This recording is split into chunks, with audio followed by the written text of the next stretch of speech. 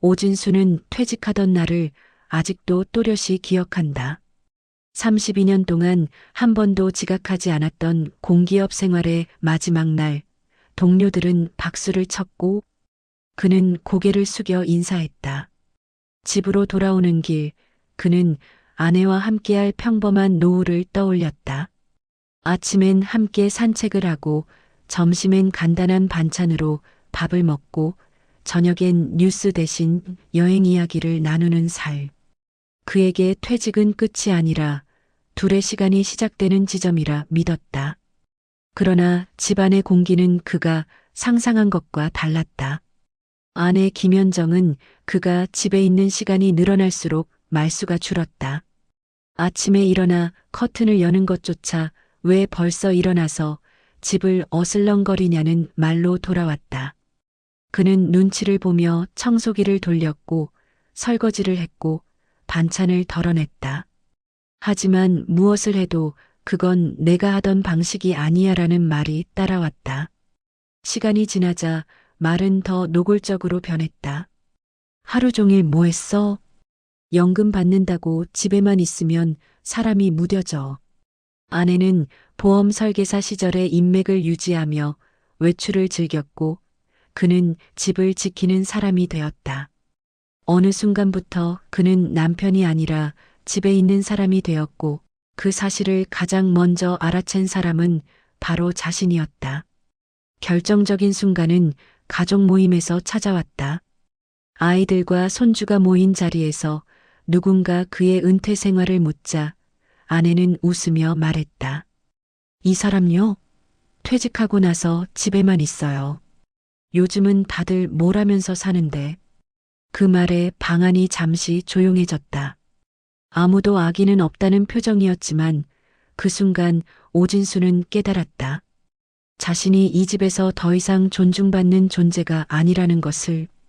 그날 밤 그는 혼자 불을 끄고 앉아 있었다. 평생 가족을 위해 살아왔지만 지금의 자신은 누군가의 삶을 방해하는 사람처럼 취급받고 있었다. 돈의 문제가 아니었다. 연금의 액수도 아니었다. 문제는 존재에 대한 태도였다. 그는 그제야 처음으로 생각했다. 이 집을 나가는 것이 패배일까 아니면 나 자신을 지키는 선택일까? 그 질문이 그의 인생을 다음 장으로 밀어넣고 있었다.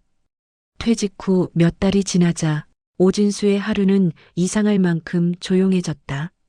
아침 7시에 눈을 떠도 출근할 이유는 없었고 식탁에 앉아도 대화는 없었다.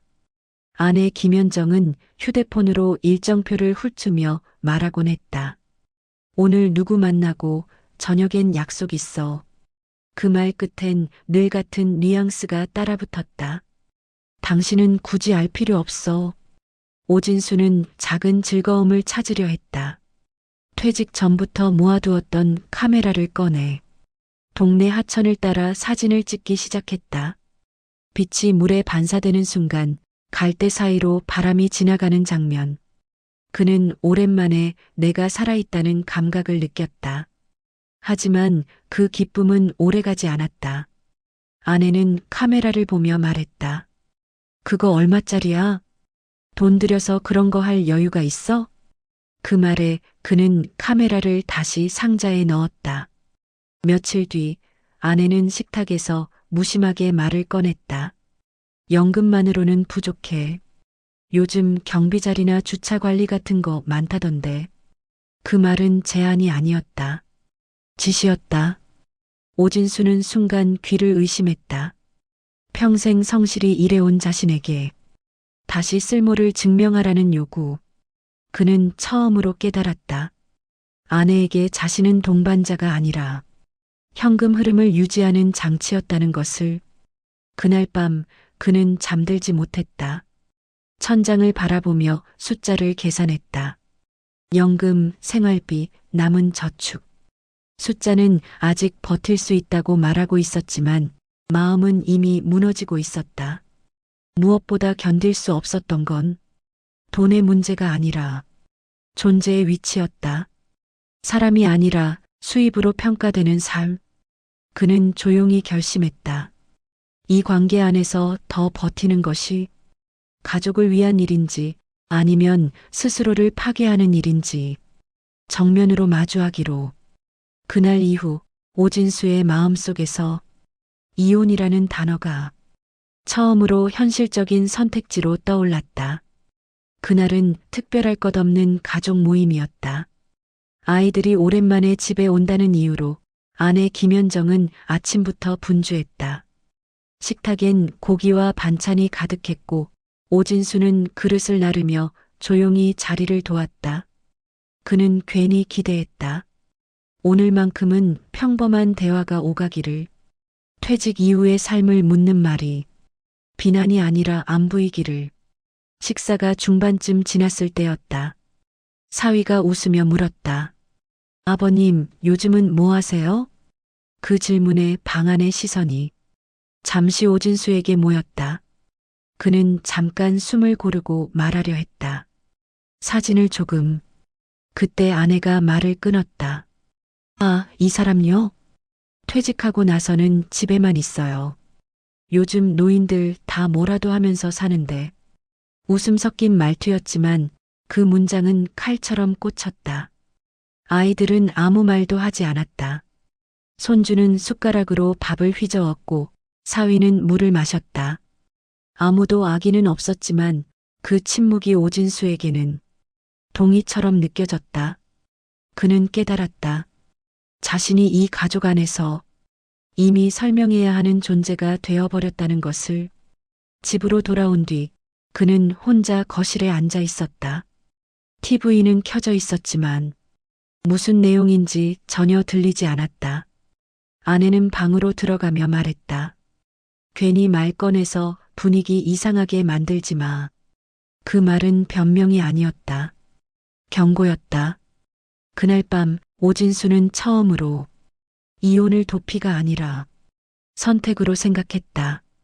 재산을 나누면 생활은 빠듯해질 것이다. 원룸에서 혼자 살게 될지도 모른다.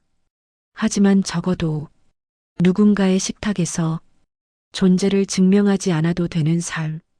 그는 서랍에서 주민등록증을 꺼내 들었다. 사진 속의 자신은 지금보다 훨씬 젊었고 눈빛에는 아직 기대가 남아 있었다. 다음 날 아내가 해외여행 일정으로 집을 비운다는 말을 했을 때 오진수는 고개를 끄덕였다. 그리고 조용히 마음속으로 말했다. 이제 나를 선택할 시간이다. 짐을 싸는 데는 오래 걸리지 않았다. 오진수의 물건은 생각보다 적었다. 정장 몇 벌, 낡은 운동화, 서류 봉투 하나. 이상하게도 미련은 없었다. 집을 나서는 순간 그는 처음으로 숨을 깊게 들이마셨다. 그가 구한 집은 6평짜리 원룸이었다.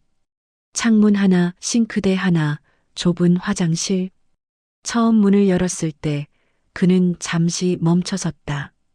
작았지만 그 공간은 온전히 그의 것이었다. 누구의 눈치도 누구의 허락도 필요 없었다. 첫날 밤 바닥에 앉아 컵라면을 먹었다. 국물이 뜨거워 입천장이 되었지만 그마저도 웃음이 나왔다. 불편함이 자유처럼 느껴진 건 아마 그날이 처음이었을 것이다. 생활은 서툴렀다. 세탁기는 버튼이 너무 많았고 쌀은 몇 번을 씻어도 물이 탁했다. 프라이팬은 태워먹기 일쑤였고 청소는 늘 생각보다 오래 걸렸다. 하지만 실수할 때마다 누군가의 한숨이나 잔소리는 없었다. 그는 실패해도 되는 사람이었다. 그 사실이 그를 단단하게 만들었다. 며칠 뒤 아이들이 찾아왔다. 딸은 커튼을 달아주고 아들은 휴대폰으로 은행 앱을 정리해줬다. 아버지, 잘했어요. 그 말 한마디에 그는 고개를 돌려 창밖을 봤다. 밤이 되자 원룸은 다시 조용해졌다. 하지만 이번엔 달랐다. 고요함이 공포가 아니라 정리의 시간처럼 느껴졌다. 그는 메모지에 적었다. 해야 할 것, 전기요금 내기, 가스 신청, 그리고 마지막 줄에 나를 잃지 않기. 오진수는 알았다. 이 작은 방은 도망쳐온 장소가 아니라 다시 시작하는 연습장이란 것을. 야간 편의점 아르바이트 첫날, 오진수는 집을 나서기 전 거울 앞에 섰다. 구겨진 유니폼 셔츠를 다시 펴고 모자를 바르게 눌렀었다. 누군가에게 보여주기 위한 모습이 아니라 스스로를 존중하기 위한 준비였다. 자정이 가까워지자 손님들이 들어왔다. 야근을 마친 직장인, 시험 공부를 하다 지친 학생, 술에 취해 말을 더듬는 중년 남자. 그들은 그를 투명인간처럼 보지 않았다. 감사합니다. 수고하세요. 짧은 인사들이 쌓이자 그의 어깨가 조금씩 펴졌다. 계산대에 서 있는 시간 동안 그는 다시 사회의 일부가 되었다. 연금 수령자도 이혼한 노인도 아닌 지금 일하고 있는 사람이었다. 쉬는 시간 그는 컵라면 대신 도시락을 골랐다. 처음으로 내 돈으로 내가 고른 저녁이었다. 식탁 대신 계산대 뒤 작은 의자에 앉아 천천히 씹었다. 배보다 마음이 먼저 채워졌다. 며칠이 지나자 단골 손님들이 생겼다. 항상 같은 시간에 오는 택배기사, 새벽마다 커피 2개를 사가는 커플. 그들은 이름을 몰라도 그를 기억했다. 아저씨, 오늘도 계시네요. 그 한마디에 그는 하루를 버틸 힘을 얻었다. 집에 돌아오면 기타를 꺼냈다. 예전에 사고도 못 뜯어본 악기였다. 손가락은 굳었지만 소리는 조금씩 나아졌다. 서툰 코드 하나에도 그는 스스로에게 박수를 쳤다. SNS 계정을 만들고 기타 연습 영상을 올렸다. 좋아요는 많지 않았지만 응원합니다라는 댓글 하나면 충분했다. 돈은 여전히 빠듯했다. 하지만 모욕은 없었다. 잔소리도 눈치도 없었다. 오진수는 깨달았다. 행복은 여유에서 오는 게 아니라 선택권에서 온다는 것을. 이혼 1년째 되는 날, 오진수는 특별한 계획을 세우지 않았다. 아침에는 늦잠을 잤고 점심에는 집 근처 국밥집에서 혼자 식사를 했다. 누군가에게 보고할 필요도 눈치를 볼 이유도 없었다. 그는 휴대폰 캘린더에 적힌 날짜를 보며 조용히 생각했다. 잘 버텼다. 그리고 곧바로 고쳐 말했다. 아니, 잘 선택했다. 저녁 무렵 편의점 근무를 마치고 돌아오는 길에 딸에게서 메시지가 왔다. 아빠, 오늘도 고생했어.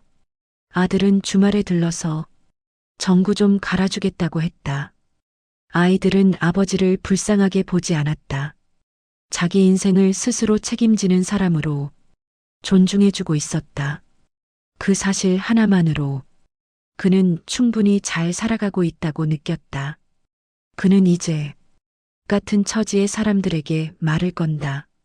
편의점에서 만난 은퇴자, 온라인 커뮤니티에서 만난 노년의 남성들. 그가 전하는 이야기는 거창하지 않다. 첫째, 끝까지 참는 게 미덕은 아니다. 둘째, 돈보다 중요한 건 존엄이다. 셋째, 혼자 살려면 생활 기술을 배워야 한다. 넷째, 나이 들어도 새로운 관계는 가능하다. 다섯째, 내 시간은 내가 선택해야 한다. 이 5가지만 기억해도 노후는 달라진다고 그는 말한다. 밤이 깊어지면 기타를 치고 서예 연습을 하고 가끔은 아무것도 하지 않는다. 그 아무것도 하지 않는 시간마저 그의 것이기 때문이다. 과거의 결혼은 실패였을지 몰라도 현재의 삶은 실패가 아니었다. 누군가의 남편이 아니라 누군가의 가장이 아니라 이제 그는 자기 인생의 주인이었다. 오진수는 말한다. 노후에 필요한 건 더 많은 돈이 아니라 더 많은 선택권이다. 그리고 그 선택은 지금 이 순간에도 당신에게 열려 있다고. 이혼 후 1년 반이 지났을 즈음 오진수의 하루는 더 이상 버티는 시간이 아니었다. 그는 이제 스스로의 리듬으로 살아가고 있었다. 아침에는 스트레칭을 하고 점심에는 직접 국을 끓여 먹었다. 처음엔 소금 양도 몰라서 망쳤던 음식이 이제는 제법 먹을 만해졌다. 누군가의 입맛에 맞추지 않아도 된다는 사실이 그에게는 가장 큰 자유였다. 편의점에서는 늘 같은 시간에 오는 손님들이 생겼다. 야간 근무를 마치고 들르는 택배기사, 시험 공부를 하다 컵라면을 사가는 대학생. 그들은 더 이상 그를 노인 알바로 보지 않았다. 아저씨, 오늘도 감사합니다. 그 한마디에 그는 사회 안에 다시 들어와 있다는 느낌을 받았다. 어느 날 아내였던 사람에게서 전화가 왔다. 목소리는 여전히 날카로웠고 말투도 예전 그대로였다. 이렇게 될 줄 알았으면 그때 조금만 참지 그랬어. 진수는 처음으로 그 말에 상처받지 않았다. 그저 조용히 말했다. 그땐 참는 게 사는 거라고 믿었고 지금은 선택하는 게 사는 거라서요. 전화는 짧게 끝났고 마음도 흔들리지 않았다. 주말이면 아이들이 번갈아 찾아왔다. 반찬을 만들어주기도 하고 같이 산책을 하기도 했다. 아이들은 아버지를 불쌍하게 여기지 않았다. 오히려 멋있다고 말했다.